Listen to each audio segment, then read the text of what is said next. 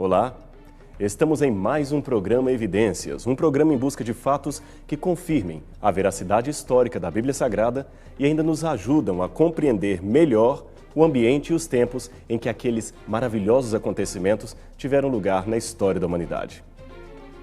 Este programa faz parte de uma série especial de gravações que a equipe do Evidências trouxe diretamente das terras bíblicas para você. E o nosso assunto hoje será a tentação de Jesus no deserto da Judeia. O deserto, como você verá daqui a pouco, é um lugar inóspito, sem atrativos naturais e com uma paisagem bastante monótona. Se não fosse uma pobre vegetação aqui e ali, ou uma quantidade relativamente grande de pedras, nada mais veríamos senão uma areia fina e completamente sem condições de oferecer vida. Somente escorpiões e pequenas víboras habitam um lugar assim. Pois foi exatamente num deserto que Jesus resolveu estar 40 dias e 40 noites jejuando e orando a fim de se preparar para a grande missão que o aguardava. Até que, finalmente, apareceu o tentador. Segundo a mais antiga tradição bíblica, as tentações oferecidas pelo diabo visavam atacar o messianismo de Jesus. Ele queria desencaminhar o Filho de Deus da ideia de ser um Messias sofredor, destinado a morrer, como estava, aliás, previsto nas profecias de Isaías. Queria levar o Filho de Deus a aceitar o papel de um Messias político que triunfa a partir de alianças políticas e de acordos com o inimigo. São 3 desafios inspirados na premissa: se tu és o Filho de Deus, faça isto, faça aquilo. Desafios, aliás, semelhantes aos que Jesus enfrentaria até no momento de sua morte, quando novamente foi humilhado com as palavras: se tu és o Filho de Deus, desce da cruz e creremos nele. Mas Jesus venceu a todos os assaltos do inimigo com uma sabedoria tal que nos serve de exemplo. O seu segredo? Descubra acompanhando-nos nesta reflexão gravada no deserto da Judeia, o lugar original das tentações de Jesus Cristo.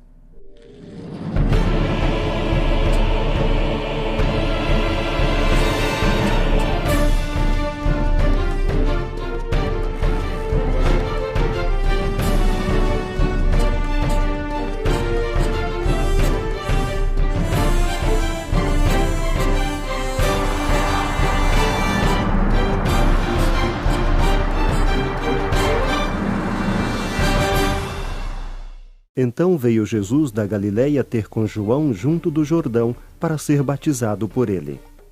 Mas João opunha-se-lhe dizendo: Eu careço de ser batizado por ti, e vens tu a mim? Jesus, porém, respondendo, disse-lhe: Deixa por agora, porque assim nos convém cumprir toda a justiça. Então ele o permitiu.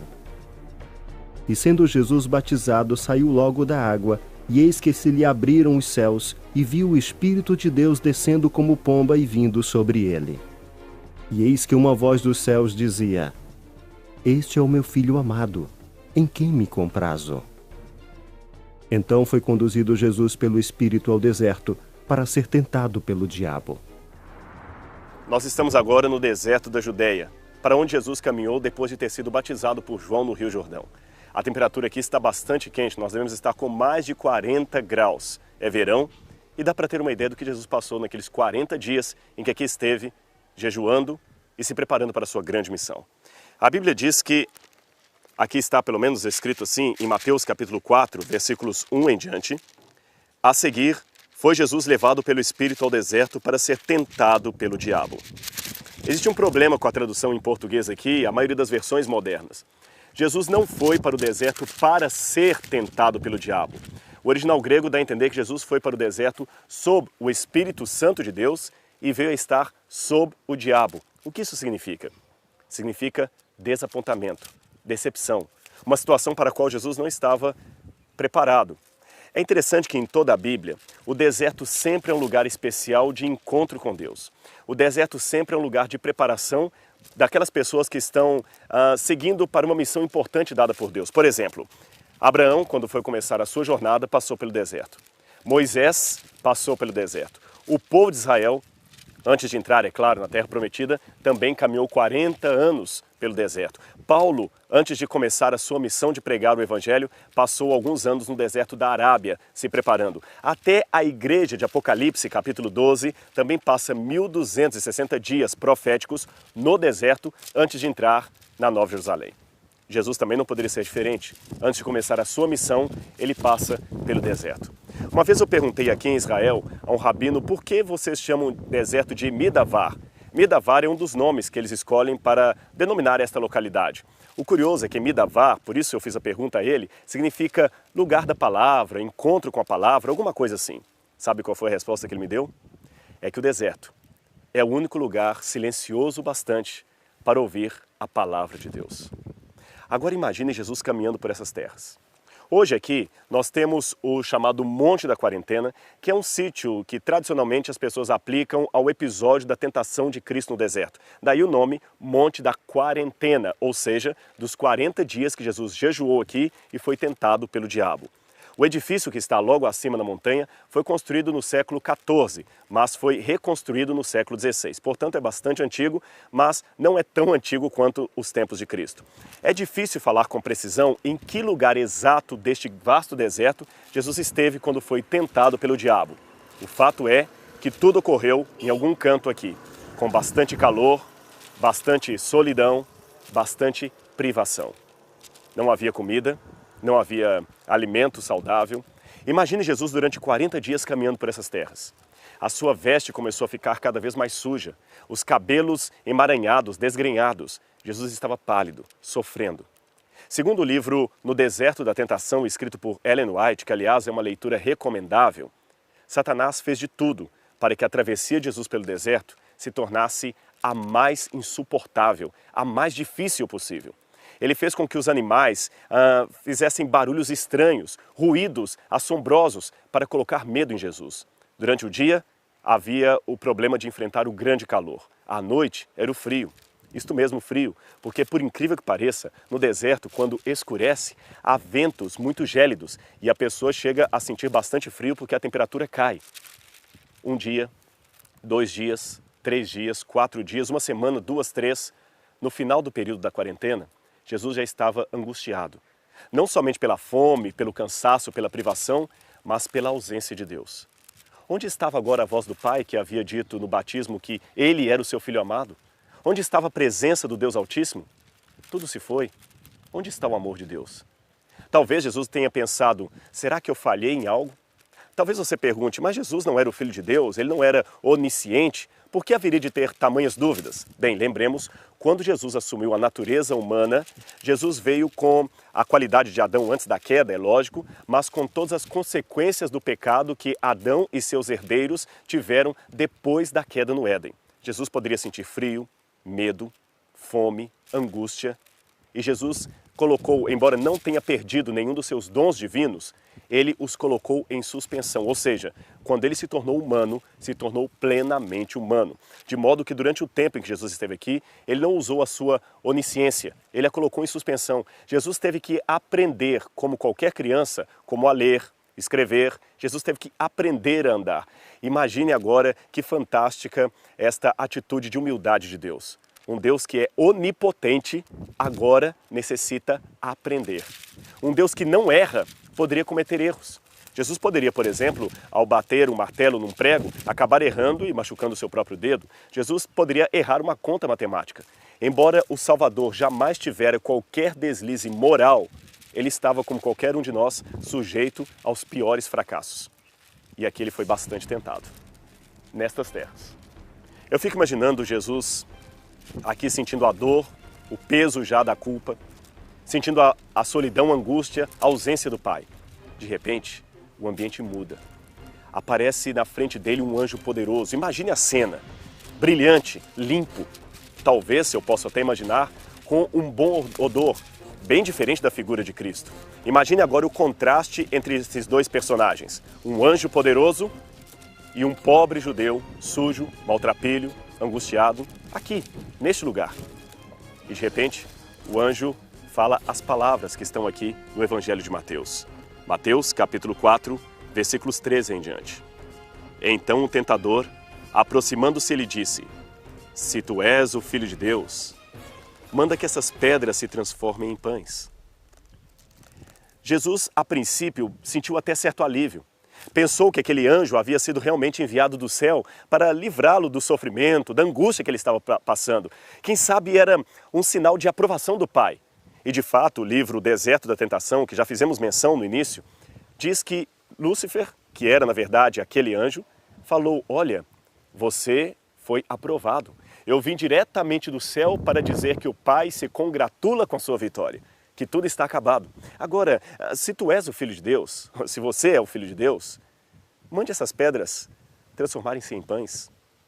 Jesus tinha tanta fome que, ao olhar a pedras no deserto como estas, ele teve vontade de levá-las à boca como se fossem realmente o mais delicioso pão dessa terra. Imagine, mande que essas pedras se transformem em pães. Foi esta palavrinha, esta conjunção, se, que colocou receios em Jesus em relação àquele anjo. Não a sua aparência, não a sua formosura, mas esta pequena conjunção, se. Se eu sou o Filho de Deus, mas o Pai disse que eu sou seu filho. Como pode um anjo colocar tamanha dúvida em meu coração? Talvez, se podemos imaginar, Lúcifer deve ter usado uma lógica muito astuta, uma tremenda inteligência para debater com Jesus. Talvez, imagino, ele tenha dito: não, perdoe-me, não quero ofendê-lo, mas eu sou um simples anjo. Você é o Filho de Deus. Eu não sou onisciente. Eu posso cometer erros. Você não parece nada com o comandante dos exércitos celestiais. Você não parece com o Cristo que eu conheci no reino do céu. Veja, você está sujo, está feio. Você não se parece nem com o profeta, quanto mais com o Filho de Deus. Eu posso ter errado. O Pai mandou que eu viesse avisar o seu filho que o combate estava terminado. Mas eu posso ter me equivocado, posso ter pego o peregrino errado. Então, ajude-me na minha insuficiência, ajude-me no meu pouco conhecimento. Se você é realmente o Filho de Deus, mande essas pedras se tornarem em pães apenas para que eu possa ter a certeza de que não busquei a pessoa errada. Jesus então respondeu o que está justamente aqui: nem só de pão viverá o homem, mas de toda a palavra que procede da boca de Deus. Jesus não respondeu: eu penso, eu acho, assim diz a minha razão, não. Jesus respondeu com a Bíblia: está escrito. É interessante que ao falar Jesus, nem só de pão viverá o homem, mas de toda a palavra de Deus, embora esteja citando a Sagrada Escritura, não está se referindo a ela diretamente. Deixa eu explicar. Há duas palavras em grego para palavra, dois termos para palavra. Você tem a palavra logos, que é qualquer tipo de palavra formatada, por exemplo, uma palavra escrita. E você tem a palavra rema. Rema significa toda palavra pronunciada, exalada pela boca. É interessante que Jesus não disse o homem viverá de toda logos de Deus, toda palavra escrita, mas de toda palavra pronunciada. Deste modo, é possível supor que Jesus não estava fazendo referência direta às Escrituras, embora estivesse citando as Escrituras. Jesus não estava falando, então, da Bíblia Sagrada, quando disse palavra que sai da boca de Deus, mas sim de alguma palavra especial que Deus pronunciara. E você pode imaginar que palavra seria esta? Aquela palavra que Deus disse no dia do seu batismo: tu és o meu filho amado, em quem me comprazo. Jesus jamais se esquecera daquelas palavras. Aquelas foram as palavras pronunciadas da própria boca de Deus. Deus falou aquilo. Não tinha por que duvidar. A lógica humana trazia, é claro, dúvidas. Tudo em redor parecia negar aquele ambiente. Tudo em redor parecia dizer que era um equívoco, que Jesus não era o Filho amado do Pai. O Filho amado do Pai não poderia estar sujo. O Filho amado do Pai não poderia estar mal cheiroso. O Filho amado do Pai não poderia estar cansado. O Filho amado do Pai não poderia estar sofrendo. Aliás, se me permite abrir um parênteses, é justamente essa lógica que Satanás quer usar com muitos de nós, talvez com você que está nos assistindo em casa. Ele aponta os seus defeitos, aponta os problemas de sua vida e diz: ora, se você é realmente o Filho de Deus, você não pode estar sofrendo assim. Veja, o outro, seu vizinho, está numa vida melhor do que a sua. É possível que o pai ame mais ao seu vizinho do que a você. Satanás tentou colocar dúvidas no coração de Jesus, mas Jesus não aceitou. Ainda que o ambiente em redor seja inóspito, ainda que seja um deserto da tentação, eu creio que sou um filho de Deus. Por quê? Porque tenho evidências? Não preciso tanto das evidências. eu preciso da declaração de Deus. O Pai falou, e esta é a maior evidência que eu tenho e que eu preciso ter. A Bíblia continua dizendo que Satanás percebeu que Jesus então era um homem forte, que Jesus era um homem fiel à sua religião. Então mudou de estratégia. Usou a Bíblia contra Jesus e a própria religião, o sentimento religioso. Veja o que Satanás fez em seguida. Então o diabo levou a cidade santa, colocou-o sobre o pináculo do templo e lhe disse: se tu és o Filho de Deus, atira-te abaixo, porque está escrito: aos seus anjos ordenará a teu respeito para que te guardem. É interessante que Satanás transportou Jesus mesmo ao pináculo do templo. A Bíblia não dá a entender que ele fez supor que Jesus estaria ali. Jesus não teve forças para resistir nem à carona do inimigo, se podemos assim dizer. Ele tomou o corpo de Jesus de alguma maneira e levou até Jerusalém. Estas imagens que você vê agora são os restos arqueológicos do que muitos imaginam ser o pináculo do templo. Esta esquina do muro antigo de Jerusalém contém pedras da época de Herodes. A parte superior, é claro, pertence ao período da ocupação muçulmana. Nesta maquete que você vê, acima tem em vermelho o telhado do templo, que muitos chamavam de pináculo. A parte sul dele pertenceria ao complexo que daria acesso à parte santíssima do santuário, ou ao Santo dos Santos. Era, portanto, um lugar muito sagrado. Imagine agora, então, Jesus em cima do templo. Havia uma profecia, uma tradição judaica, que quando o Messias viesse, ele iria colocar os seus pés sobre o telhado do templo. Então tudo parecia fazer sentido, parecia que Satanás estava levando Jesus a cumprir a profecia. E quando ele disse, veja, onde você está? Jesus deve ter respondido, no templo. Em que parte do templo? No pináculo, que dá acesso à parte mais sagrada. Muito bem, Jesus. Você não está com vestes apropriadas para estar aqui. Você ainda não é um sumo sacerdote, você não é da tribo de Levi. Hoje não é o dia da expiação, ou seja, você, Jesus, é a pessoa errada, da forma errada, no lugar errado. Vou dar uma sugestão, assim disse o inimigo. Por que você não pula daqui? Pare de pecar, pare de profanar o santuário de Deus. Pule, porque está escrito. Note que agora ele usa a Bíblia. Está escrito: aos seus anjos ordenará a teu respeito para que te guardem, e eles te sustentarão nas mãos para não tropeçares em alguma pedra. Percebeu a falácia de Satanás? Percebeu a estratégia dele enganar Jesus? Não continue pecando. Quis colocar em Jesus uma culpa que Jesus não tinha. Isto nos leva a refletir sobre muitas vezes, muitas situações em que o diabo nos conduz a dois extremos. O extremo de que não temos culpa nenhuma, ou o extremo de que jamais poderemos ser salvos pelo sangue de Cristo, até porque seríamos culpados daquilo que não temos nenhuma responsabilidade. Satanás quer nos incutir ou a culpa ou o descaso com a salvação. Ambas as situações nos levam a caminho perigoso. Mas veja o que Jesus respondeu. Também está escrito: não tentarás o Senhor teu Deus. Não importava a lógica, não importava a estratégia, não importava a argumentação. Cristo acreditava no Pai, e isso lhe bastava. Mas o diabo ainda não desistiu. A Bíblia encerra esse episódio dizendo que Satanás levou Jesus até um alto do monte e lhe mostrou todos os reinos do mundo e a glória deles. Então desafiou: tudo isto te darei, se prostrado tu me adorares. Satanás queria fazer um acordo final com Cristo. Ele se revelou: realmente sou eu, sou o anjo caído. Por favor, eu te darei tudo. Não vamos brigar. Aceite o lado mais fácil, o lado do acordo com as trevas. Adore-me por apenas 1 minuto e te darei tudo, de graça. Mas Jesus não aceitou. Vai-te, Satanás, disse o mestre, porque está escrito: ao Senhor teu Deus adorarás e só a Ele darás glória. Só a Deus podemos servir. Jesus não aceitou barganha com o inimigo. Jesus não aceitou negociar com as trevas. Por isto, este debate não terminou aqui. Satanás o deixou, segundo a Bíblia, até tempo oportuno.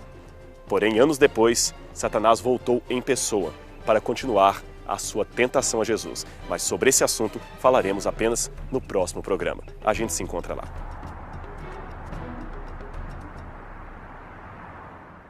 E então, o que você achou deste programa? Ele fez você refletir sobre sua vida, seus problemas, sobre o seu deserto da provação? Dizem que um jovem viúvo Certa vez, havia voltado para o seu apartamento depois de ter sepultado sua esposa. Ali estavam apenas ele e a sua filhinha de 4 ou 5 anos de idade. Desesperado, aquele pai colocou a filhinha no quarto para dormir e foi para a sala. Estava escuro, ele estava angustiado. A sua amada esposa agora estava sepultada. Como ele criaria a sua filha? Como enfrentaria agora o mundo sem a sua amada esposa? Deus parecia tão distante. O seu deserto parecia tão árduo. O rosto amoroso de Deus, nesse momento, parecia uma caricatura. De repente, quando ele estava ali na sala, no escuro, sem sono, a sua filhinha vem do quarto chamando: papai, papai. Ele encontra a criança no escuro e fala: venha, filhinha, papai está aqui, papai está aqui. Ela diz: papai, eu estou com medo, eu estou com saudade da mamãe. E ele falou: a mamãe não vai voltar, você sabe. Ela falou: eu sei, papai, eu estou com medo, mas vem aqui. Ele repetia: venha, venha, papai está aqui. A filhinha então, tateando no escuro, chegou até onde ele estava no sofá e pulou no seu colo. E de repente, ela virou e falou assim: sabe, papai, eu tenho falta da mamãe, está escuro e eu não estou vendo o seu rosto. Mas eu sei que o Senhor está aqui. E por isto, eu não vou ter mais medo do escuro. Calmamente depois disto, a pequenina adormeceu em seus braços. Aquele homem, então, aproveitando as palavras da sua própria filha, fez para si uma oração parecida e a dedicou a Deus. Ele disse mais ou menos assim: Senhor, estou com medo e está escuro aqui na minha história. Eu não consigo ver o seu rosto, Senhor. Mas eu sei que o Senhor está comigo. Ajude-me a não ter medo. Ajude-me a dormir em paz. Muitas vezes será esta a sua realidade. Deus não prometeu que nós sempre teríamos uma vida de vitórias e prosperidades, não. Nós teríamos provações, mas junto com elas viria a força que nos ajudaria a vencer. Junto com os problemas, virá a graça de Deus. E os problemas nos farão crescer cada vez mais. Portanto, não se esqueça. Jesus deu o exemplo. Se como ele você também estiver atravessando um deserto da tentação, com o inimigo assaltando a sua vida com uma lógica interminável, fazendo você pensar que Deus o abandonou, não se desespere. Deus, nos momentos mais difíceis da sua vida, ainda estará ali, mesmo que na escuridão dos problemas você não consiga ver o seu rosto. Portanto, não se esqueça, quer na chuva ou no vento, quer com seus sonhos reduzidos ao pó, quer na provação, quer no deserto, continue rumo à frente. Mantenha o amor de Cristo em seu coração e você nunca estará só. Até o próximo programa Evidências.